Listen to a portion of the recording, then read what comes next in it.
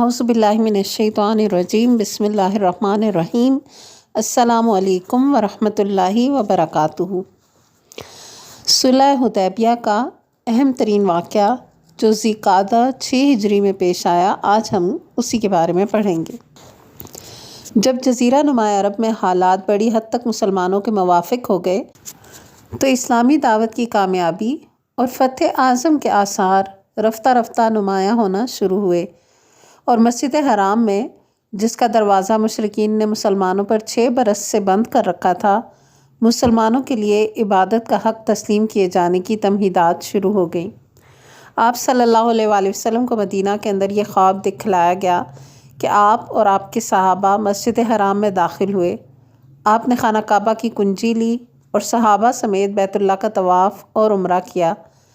پھر کچھ لوگوں نے سر کے بال منڈائے اور کچھ نے کٹوانے پر اکتفا کیا۔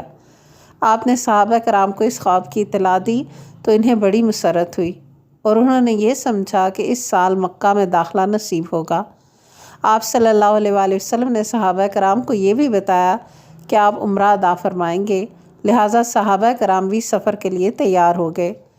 آپ صلی اللہ علیہ وآلہ وسلم نے مدینہ اور گرد و پیش کی آبادیوں میں اعلان فرما دیا کہ لوگ آپ صلی اللہ علیہ وآلہ وسلم کے ہمراہ روانہ ہوں، لیکن بیشتر اعراب نے تاخیر کی۔ ادھر آپ صلی اللہ علیہ وآلہ وسلم نے دھلے کپڑے پہنے مدینہ پر ابن ام مکتوم یا نمیلہ لیثی کو اپنا جانشین مقرر کیا، اور اپنی قصوہ نامی اونٹنی پر سوار ہو کر یکم ذی-قعدہ 6 ہجری کو روز دوشنبہ کو روانہ ہو گئے۔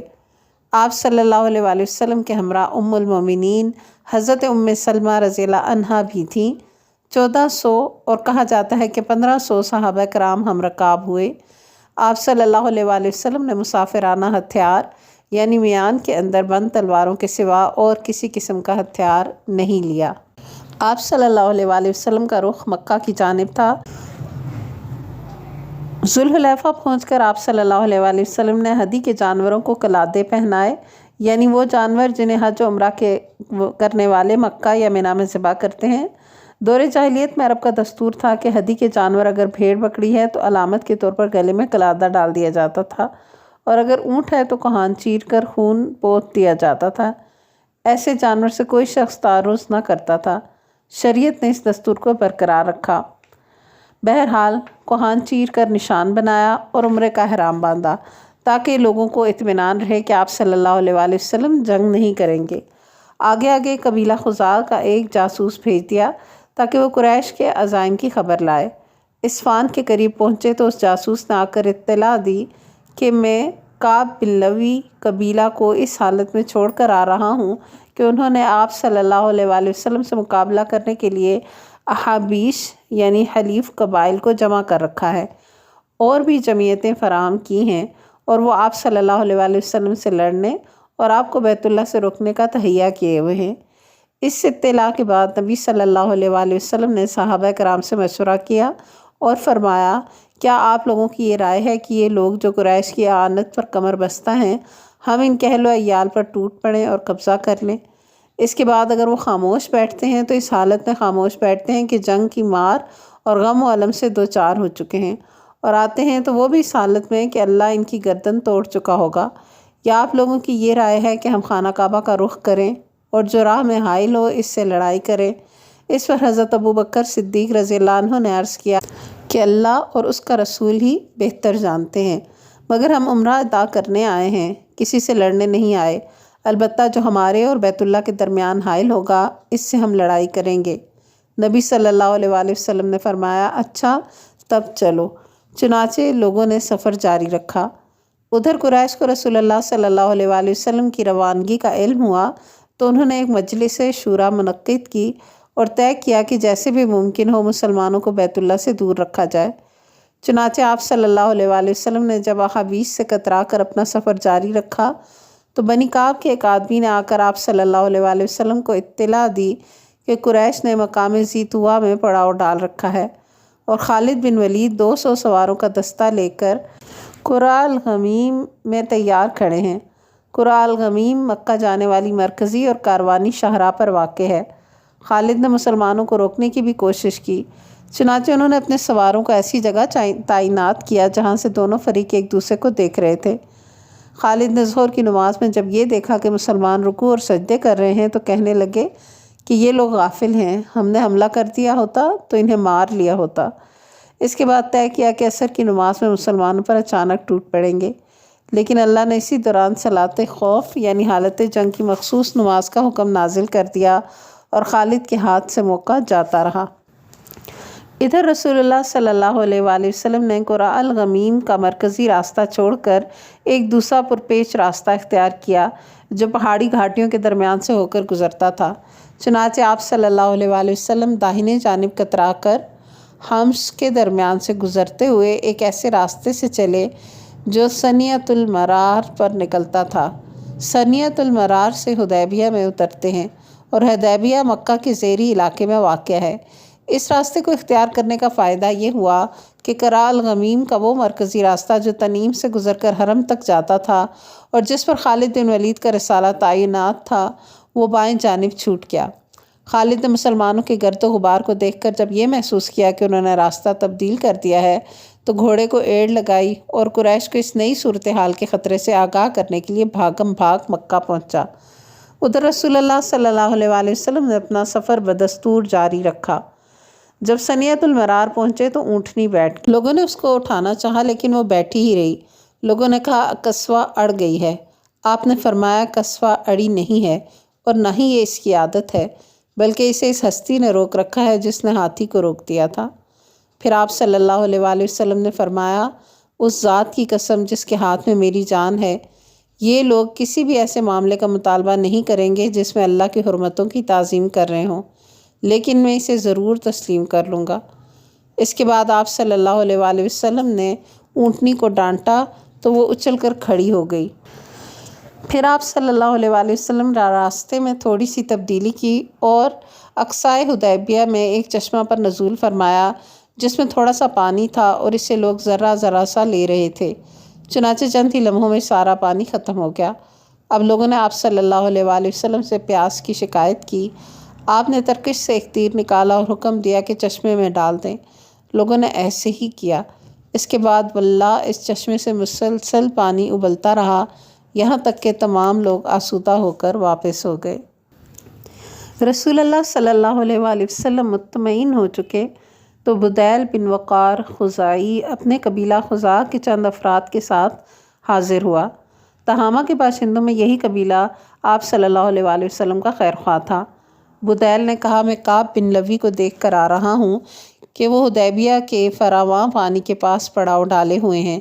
इनके हमरा औरतें और बच्चे भी हैं। वो आप सल्लल्लाहु अलैहि वसल्लम से लड़ने और आपको बैतुल्लाह से रोकने का तहैया किए हुए हैं। आप सल्लल्लाहु अलैहि वसल्लम ने फरमाया हम किसी से लड़ने नहीं आ रहे। कुरैश को लड़ाइयों ने थका दिया है और सख्त ज़रर पहुँचाया है। इससे अगर वो चाहें तो इनसे एक मुद्दत तय कर लूँ और वो मेरे और लोगों के दरमियान से हट जाएं। फिर मेरे गलबे की सूरत में जिस चीज़ यानी मेरी अतात में लोग दाखिल होंगे इसमें वो भी दाखिल हो सकते हैं, वरना मुद्दत के इख्तिताम तक वो ताज़ा दम तो हो ही चुके होंगे। और अगर इन्हें लड़ाई के सिवा कुछ मंजूर नहीं तो उस ज़ात की कसम जिसके हाथ में मेरी जान है, मैं अपने दीन के मामले में इनसे उस वक्त तक लड़ता रहूँगा जब तक कि मेरी गर्दन जुदा ना हो जाए या जब तक अल्लाह अपना अमर नाफिज न कर दे। बुदैल ने कहा आप जो कुछ कह रहे हैं मैं इसे कुरैश तक पहुंचा दूंगा। इसके बाद वो कुरैश के पास पहुंचा और बोला मैं इन साहब के पास से आ रहा हूं, मैंने इनसे एक बात सुनी है, अगर चाहो तो पेश कर दूं। इस पर बेवकूफ़ों ने कहा हमें कोई ज़रूरत नहीं कि तुम हमसे उनकी कोई बात करो। लेकिन जो लोग सूझबूझ रखते थे उन्होंने कहा लाओ सुनाओ, तुमने क्या सुना है। बुदैल ने कहा मैंने इन्हें ये और ये बात कहते सुना है। इस पर कुरैश ने मुकर्रज़ बिन हफ्स को भेजा। इसे देखकर आप सल्लल्लाहु अलैहि वसल्लम ने फरमाया ये बदअहद आदमी है। चुनाचे जब इसने आप सल्लल्लाहु अलैहि वसल्लम के पास आकर गुफ्तगू की तो आपने इससे वही बात कही जो बुदैल और उसके रफ़क़ा से कही थी। इसने वापस जाकर कुरैश को पूरी बात से बाखबर किया। इसके बाद हलीस बिन अलकमा नामी बनु किनाना के एक आदमी ने कहा मुझे इनके पास जाने दो। लोगों ने कहा जाओ। जब वो नमूदार हुआ तो नबी सल्लल्लाहु अलैहि वसल्लम ने सहाबा से फरमाया ये फ़लाँ शख्स है। یہ ایسی قوم سے تعلق رکھتا ہے جو ہدی کے جانوروں کا بہت احترام کرتی ہیں، لہٰذا جانوروں کو کھڑا کر دو۔ صحابہ نے جانوروں کو کھڑا کر دیا اور خود بھی لبیک پکارتے ہوئے اس کا استقبال کیا۔ اس شخص نے یہ کیفیت دیکھی تو کہا سبحان اللہ، ان لوگوں کو بیت اللہ سے روکنا ہرگز مناسب نہیں، اور وہیں سے اپنے ساتھیوں کے پاس واپس چلا گیا اور بولا میں نے ہدی کے جانور دیکھے ہیں جن کے گلوں میں قلادیں ہیں اور جن کے کوہان چیرے ہوئے ہیں، اس سے میں مناسب نہیں سمجھتا کہ انہیں بیت اللہ سے روکا جائے۔ اس پر قریش اور اس شخص میں کچھ ایسی باتیں ہوئیں کہ وہ تاؤ میں آ گیا۔ اس موقع پر عروہ بن مسعود ثقفی نے مداخلت کی اور بولا اس شخص یعنی محمد صلی اللہ علیہ وآلہ وسلم نے تمہارے سامنے ایک اچھی تجویز پیش کی ہے، لہٰذا اسے قبول کر لو اور مجھے اس کے پاس جانے دو۔ لوگوں نے کہا جاؤ، چنانچہ وہ آپ کے پاس حاضر ہوا اور گفتگو شروع کی۔ نبی صلی اللہ علیہ وآلہ وسلم نے اس سے بھی وہی بات کہی جو بدیل سے کہی تھی۔ اس پر عروہ نے کہا اے محمد صلی اللہ علیہ وآلہ وسلم، یہ بتائیے کہ اگر آپ نے اپنی قوم کا صفایا بھی کر دیا تو کیا اپنے آپ سے پہلے کسی عرب کے متعلق سنا ہے کہ اس نے اپنی قوم کا صفایا کر دیا ہو؟ اور اگر دوسری صورتحال پیش آئی تو خدا کی قسم میں ایسے چہرے اور اوباش لوگوں کو دیکھ رہا ہوں جو اسی لائق ہیں کہ آپ کو چھوڑ کر بھاگ جائے۔ اس پر ابو بکر رضی اللہ عنہ نے اسے برا بھلا کہا کہ ہم حضور کو چھوڑ کر بھاگیں گے؟ عروہ نے کہا یہ کون ہے؟ لوگوں نے کہا ابو بکر ہیں۔ اس نے حضرت ابو بکر کو مخاطب کر کے کہا دیکھو اس ذات کی قسم جس کے ہاتھ میں میری جان ہے، اگر ایسی بات نہ ہوتی کہ تم نے مجھ پر ایک احسان کیا تھا اور میں نے اس کا بدلہ نہیں دیا ہے تو میں یقیناً تمہاری اس بات کا جواب دیتا، یعنی تمہارے اس احسان کو مد نظر رکھتے ہوئے میں اب خاموش ہوں۔ اس کے بعد عروہ پھر نبی صلی اللہ علیہ وآلہ وسلم سے گفتگو کرنے لگا۔ وہ جب گفتگو کرتا تو آپ صلی اللہ علیہ وآلہ وسلم کی داڑھی پکڑ لیتا۔ مغیرہ بن شعبہ رضی اللہ عنہ نبی صلی اللہ علیہ وآلہ وسلم کے سر کے پاس ہی کھڑے تھے، ہاتھ میں تلوار تھی اور سر پر خود۔ عروہ جب نبی صلی اللہ علیہ وآلہ وسلم کی داڑھی پر ہاتھ بڑھاتا تو وہ تلوار کا دستہ اس کے ہاتھ پر مارتے اور کہتے کہ اپنا ہاتھ نبی صلی اللہ علیہ وآلہ وسلم کی داڑھی سے پرے رکھ۔ آخر عروہ نے اپنا سر اٹھایا اور بولا یہ کون ہے؟ لوگوں نے کہا مغیرہ بن شعبہ ہیں۔ اس پر اس نے کہا او بدعہد، کیا میں تیری بدعہدی کے سلسلے میں دوڑ دھوپ نہیں کر رہا ہوں؟ واقعہ یہ پیش آیا تھا کہ جاہلیت میں حضرت مغیرہ کچھ لوگوں کے ساتھ تھے، پھر انہیں قتل کر کے ان کا مال لے بھاگے تھے اور آ کر مسلمان ہو گئے تھے۔ اس پر نبی صلی اللہ علیہ وآلہ وسلم نے فرمایا تھا کہ میں اسلام تو قبول کر لیتا ہوں لیکن مال سے میرا کوئی واسطہ نہیں۔ اس معاملے میں عروہ کے دوڑ دھوپ کی وجہ یہ تھی کہ حضرت مغیرہ اس کے بھتیجے تھے۔ اس کے بعد عروہ نبی صلی اللہ علیہ وآلہ وسلم کے ساتھ صحابہ کرام کے تعلق کے خاطر کا منظر دیکھنے لگا، پھر اپنے ساتھیوں کے پاس واپس آیا اور بولا اے قوم، باخدا میں کیسر و کسرا اور نجاشی جیسے بادشاہوں کے پاس جا چکا ہوں، باخدا میں نے کسی بادشاہ کو نہیں دیکھا کہ اس کے ساتھی اس کی اتنی تعظیم کرتے ہوں جتنی محمد صلی اللہ علیہ وآلہ وسلم کے ساتھی محمد صلی اللہ علیہ وآلہ وسلم کی تعظیم کرتے ہیں۔ خدا کی قسم وہ کھنکار بھی تھوکتے تھے تو کسی نہ کسی آدمی کے ہاتھ پر پڑتا تھا اور وہ شخص اسے اپنے چہرے اور جسم پر ملتا تھا، اور جب وہ کوئی حکم دیتے تھے تو اس کی بجاوری کے لیے سب دوڑ پڑتے تھے، اور جب وضو کرتے تھے تو معلوم ہوتا تھا کہ اس کے وضو کے پانی کے لیے لوگ لڑ پڑیں گے، اور جب کوئی بات بولتے تھے تو سب اپنی آوازیں پست کر لیتے تھے اور فرط تعظیم کے سبب انہیں بھرپور نظر سے نہ دیکھتے تھے، اور انہوں نے تم پر ایک اچھی تجویز پیش کی ہے، لہٰذا اسے قبول کر لو۔ جب قریش کے پرجوش اور جنگ باز نوجوانوں نے دیکھا کہ ان کے سربر آوردہ وہ حضرات صلح جو کے جویا ہیں تو انہوں نے صلح میں ایک رخنہ اندازی کا پروگرام بنایا اور یہ طے کیا کہ رات کو یہاں سے نکل کر چپکے سے مسلمانوں کے کیمپ میں گھس جائیں گے اور ایسا ہنگامہ برپا کر دیں گے کہ جنگ کی آگ بھڑک اٹھے۔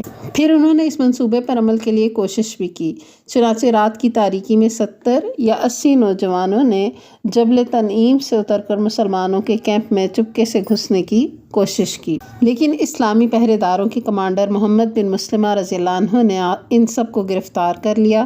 پھر نبی صلی اللہ علیہ وآلہ وسلم نے صلح کی خاطر ان سب کو معاف کرتے ہوئے آزاد کر دیا۔ اسی بارے میں اللہ تعالیٰ کا یہ ارشاد نازل ہوا वहुवल्लज़ी कफ़्फ़ अयदियहुम अन्कुम व अयदियकुम अन्हुम बिबत्नि मक्का मिन बादि अन अज़फ़रकुम अलैहिम। वही है जिसने बत्न मक्का में इनके हाथ तुमसे रोके और तुम्हारे हाथ उनसे रोके, इसके बाद कि तुमको उन पर काबू दे चुका था। बहरहाल अब रसूलुल्लाह सल्लल्लाहु अलैहि वसल्लम ने सोचा कि एक सफ़ीर रवाना फरमाएं जो कुरैश के सामने मुअक्किद तरीके पर यानी ताक़ीदी तरीके पर आप सल्लल्लाहु अलैहि वसल्लम के मौजूदा सफ़र के मकसद और मौक़िफ़ की वजाहत करे। इस काम के लिए आपने उमर बिन ख़त्ताब रज़ियल्लाहु अन्हु को बुलाया, लेकिन उन्होंने ये कहते हुए माज़रत की कि अल्लाह के रसूल सल्लल्लाहु अलैहि वसल्लम, अगर मुझे अज़ियत दी गई तो मक्का में बनी काब का एक फ़र्द भी ऐसा नहीं जो मेरी हमायत में बिगड़ सकता हो। आप सल्लल्लाहु अलैहि वसल्लम हज़रत उस्मान बिन अफ़्फ़ान को भेज दें, इनका कुंबा कबीला मक्का ही में है, वो आपका पैगाम अच्छी तरह पहुंचा देंगे। आप सल्लल्लाहु अलैहि वसल्लम ने हज़रत उस्मान को बुलाया और कुरैश के पास रवानगी का हुक्म देते हुए फरमाया, इन्हें बतला दो कि हम लड़ने नहीं आए हैं, उम्रा करने आए हैं, इन्हें इस्लाम की दावत भी दो। आप सल्लल्लाहु अलैहि वसल्लम ने हज़रत उस्मान को ये हुक्म भी दिया कि वो मक्का में अहले ईमान मर्दों और औरतों के पास जाकर इन्हें फ़तह की बशारत सुना दें और ये बता दें कि अल्लाह अज़्ज़ा व जल अब अपने दीन को मक्का में ज़ाहिर व गालिब करने वाला है, यहाँ तक कि ईमान की वजह से किसी को यहाँ रूह पोश होने की ज़रूरत ना होगी।